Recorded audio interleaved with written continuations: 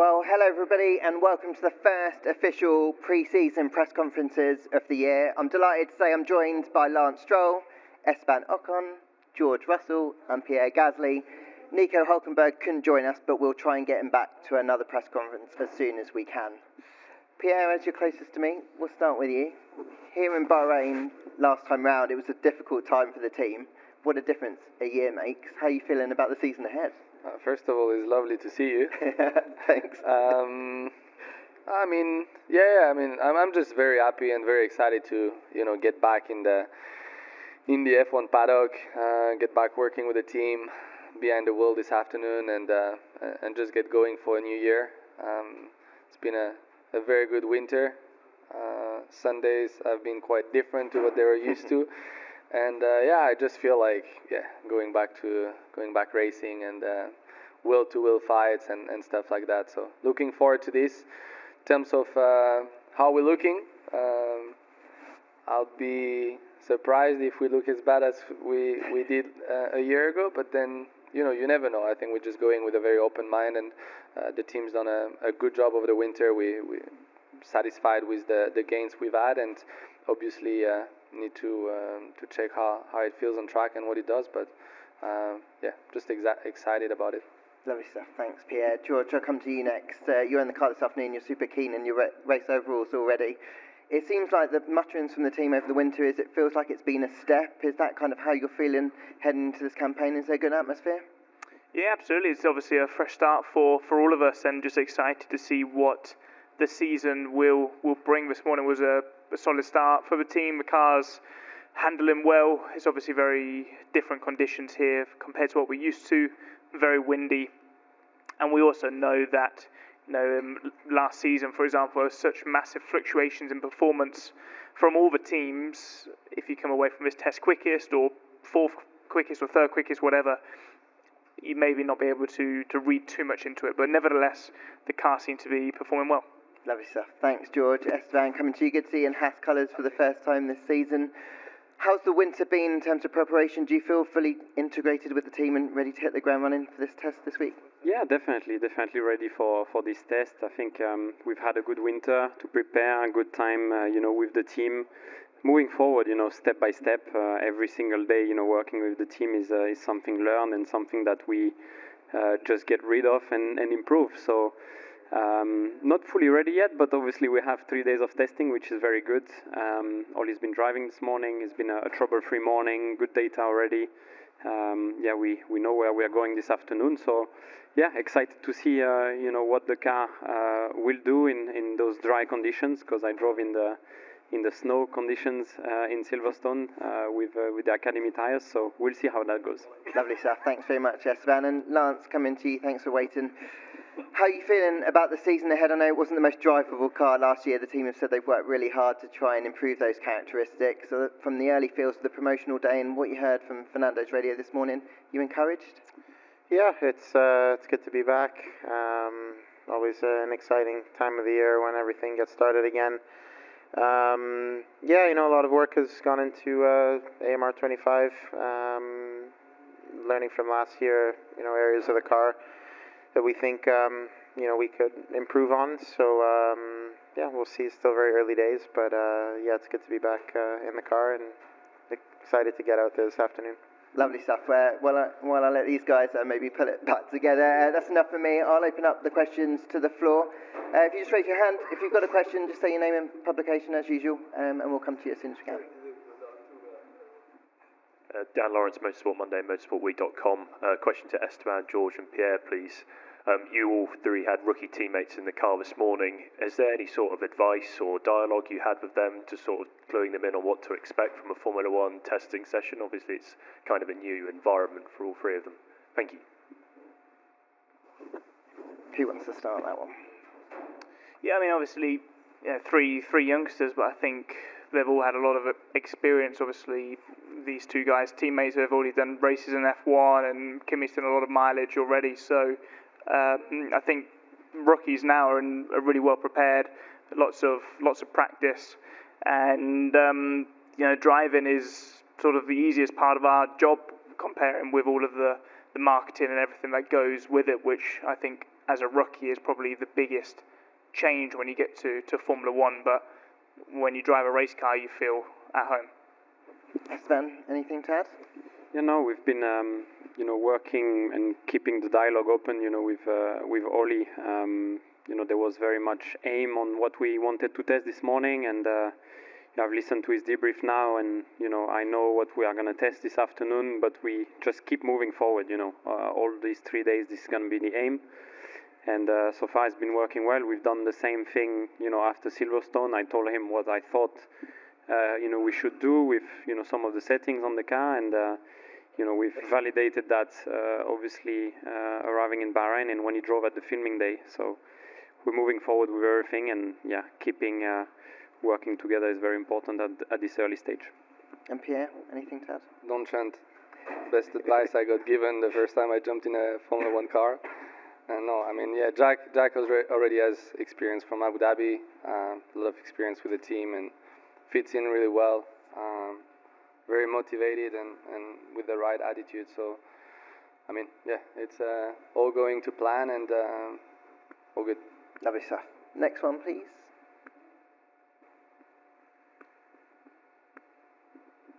Ian Parks, Racing News 365. George, can I just ask you just how different Mercedes feels without Lewis over these first few weeks at the promotional events, being here? And I asked that simply on the basis that, of course, he was staple for a long part of with the team, of course.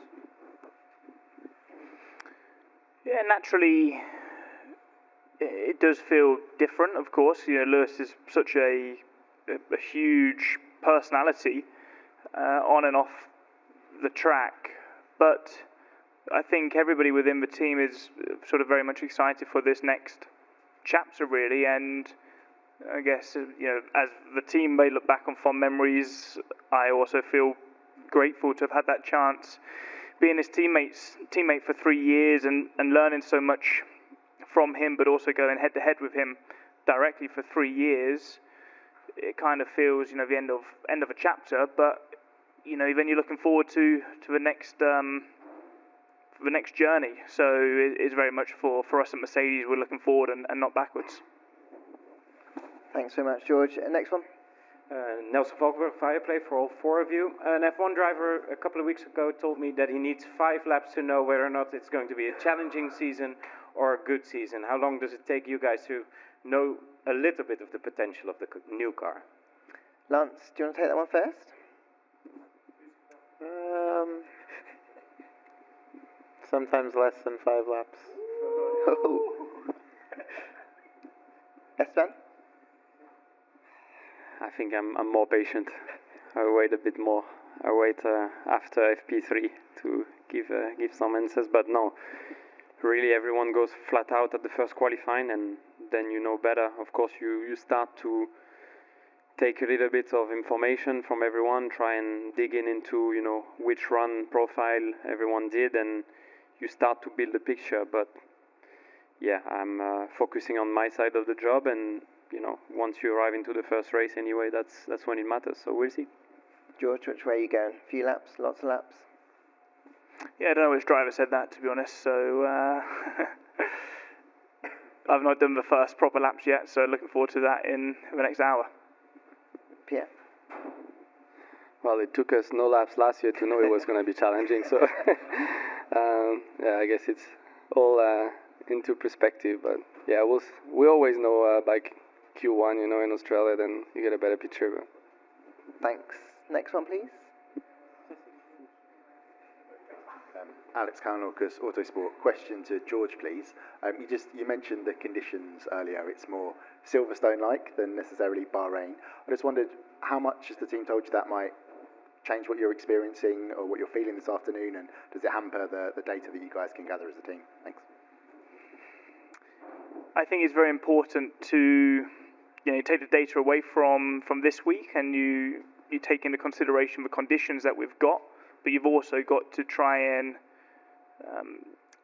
think what it could have been if the temperature was 20 degrees hotter, if the wind was 180 degrees different. And I think that's what we use the simulator for, because it's all well and good saying the car feels great here in Bahrain with 15 degrees. we're never going to race in Bahrain in 15 degrees and the wind probably as strong as it is today. So that's why I think the simulated correlation is really, really important, and ensure you go through that sweep of conditions, of wind, to really try and understand what limitations you're probably going to expect in a different circumstance. Great stuff. Thanks, George. Next one, please. Luke Smith from The Athletic. George, a question for you. I know you talked a bit about the swearing and misconduct guidelines that come in F1 75 last week, but this could be one of the closest seasons in F1 history. There's so much anticipation for it. Is it a bit of a shame that we've kind of got this storyline hanging over the season coming in? I think always in the off-season you have a lot of non-racing related stories, because that's the only thing that's going on. I'm sure once we get through this week, we arrive in Melbourne, we're all going to be focused on the racing, and ultimately for us, that's all we want to do, and for the fans, that's all they want to see. So I don't think the things that have been going on will be overshadowing anything. Thanks, George. Next one, please. A question to George. George, you know very well the whole Mercedes compared to Kimi, obviously. What negative characteristic do you hope have been fixed, thinking about this new project? I think it was clear last year we struggled a lot in the hot races, and we had a lot of oversteer in the car when the track was very hot, and this is something we've tried to dial out. Of course, for everybody, it's trickier when it gets hot, but it was clear with our performance that we really went backwards. And also it was on a knife's edge. You saw us all have a few crashes last year. You just lose, you go outside of the window and you was in the wall. So we've put a lot of focus on making the car more drivable, more intuitive to drive, and I think from what we've seen so far, it seems to be doing that. Thanks very much, George. Any more questions? This one over here. Ben Hunt, Autosport. Just a question for all four, actually, just to get your take on F1 75. We thought it was a success.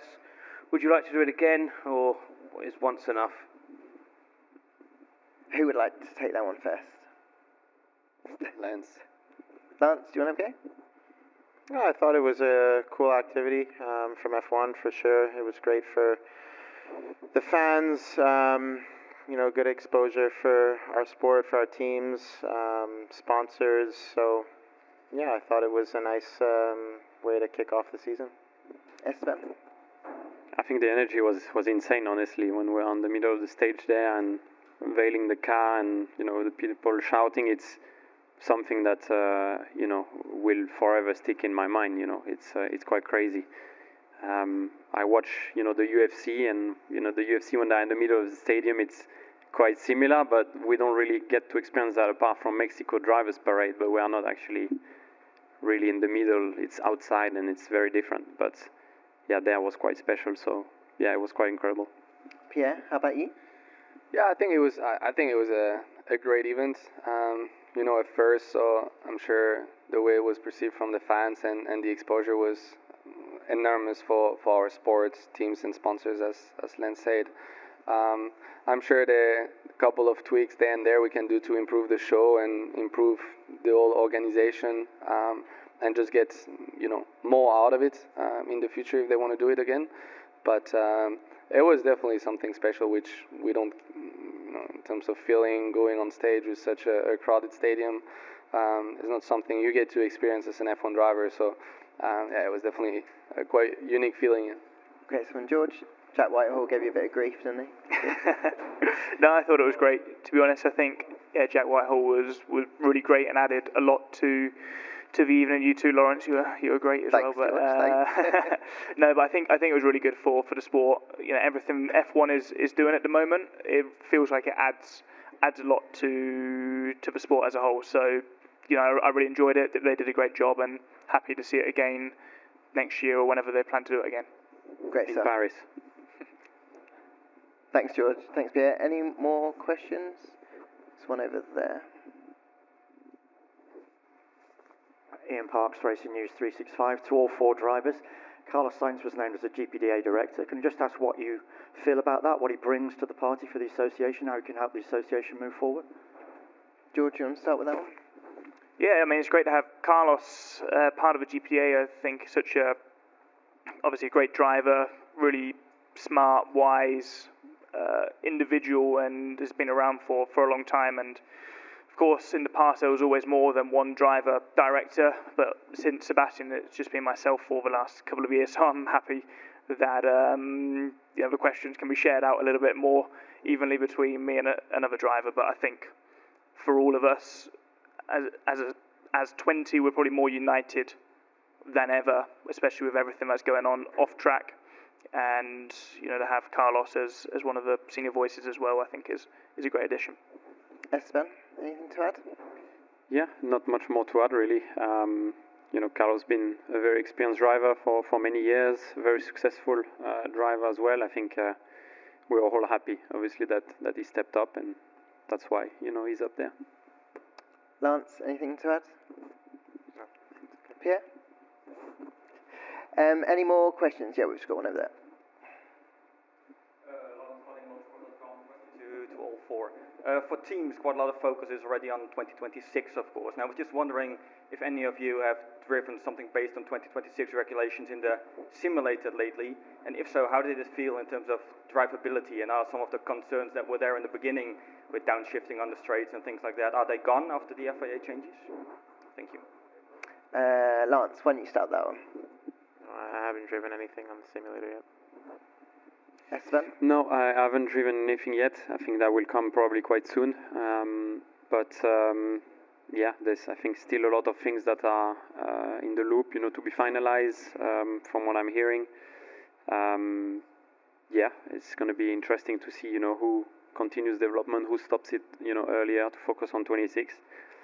But so far, focused on this year on our side, and the most important, is to start the season well, and we'll see for 26 later.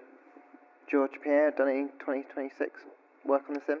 Yeah, already started just with a few sort of concept stuff, and I think the problems that were being spoken about a year ago or so, they won't be as drastic.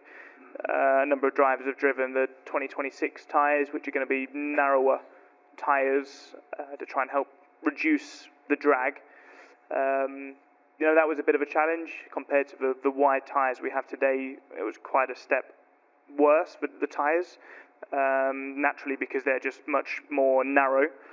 So hopefully they will be improved over the coming months. But I think it's going to be an exciting year next year as well. Pierre, anything to add? Yeah, no simulation, but similar to George, where we've tried we've done some work with Pirelli for the 2026 tires, which is all going into exploring and trying to get the best product possible, but not to the extent of trying different engines or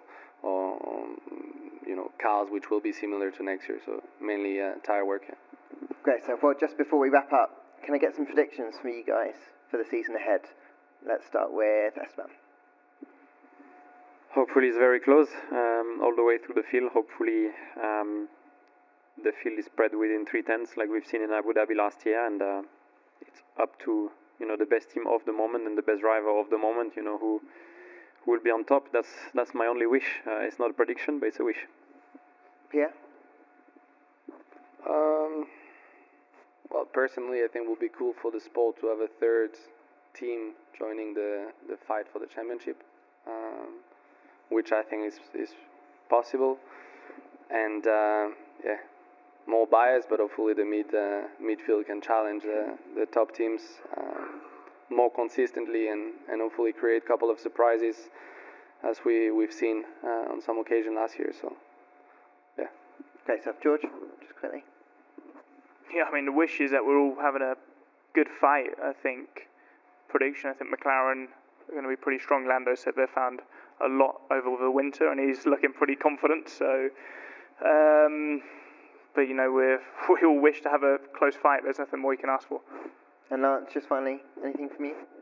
I think everyone said everything. Hopefully it's close, fun, exciting. Lovely stuff. Well, guys, thanks very much for your time. Best of luck for the rest of the year.